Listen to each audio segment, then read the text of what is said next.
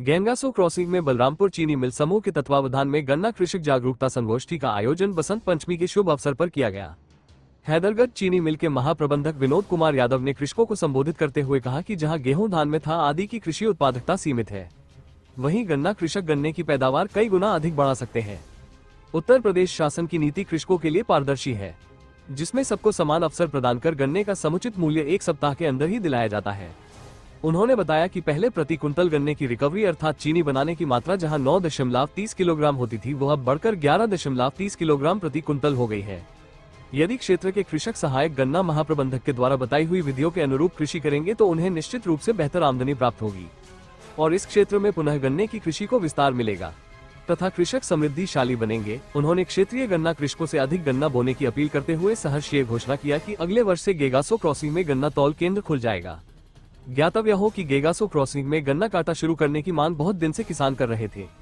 महाप्रबंधक ने कहा अब किसानों को गन्ना दूर ले जाने की जरूरत नहीं होगी। कार्यक्रम में सहायक गन्ना महाप्रबंधक धर्मेश मेहरोत्रा, मुख्य महाप्रबंधक विनोद कुमार यादव के अतिरिक्त गन्ना प्रबंधक सच्चिदानंद पांडेय, गन्ना विकास अधिकारी जीत बहादुर वर्मा, महेंद्र प्रताप सिंह, सज्जन मिश्रा, राकेश सिंह, रोशन सिंह, धीरेन्द्र बहादुर सिंह, लाला सिंह, हनुमत सिंह, अवध बिहारी मिश्रा, दीपक सिंह, भानुगढ़ किसान संघ के पदाधिकारी महेंद्र सिंह, नीरज पांडे समेत सैकड़ों कृषक सम उपस्थित। सुरेश बहादुर सिंह की रिपोर्ट।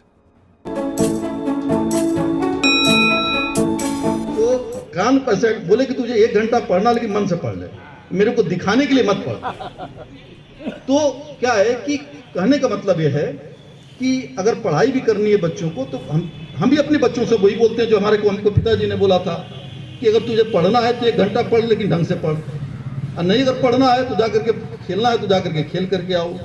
तो जो भी काम, मैंने कहने का मतलब यह है कि जो भी काम करे वो ढंग से करे। और जैसे अगर गन्ना ही बोना अगर है तो जैसे ये बो रहे हैं उसी तरीके से बोए, बाकी सब लोग बोए।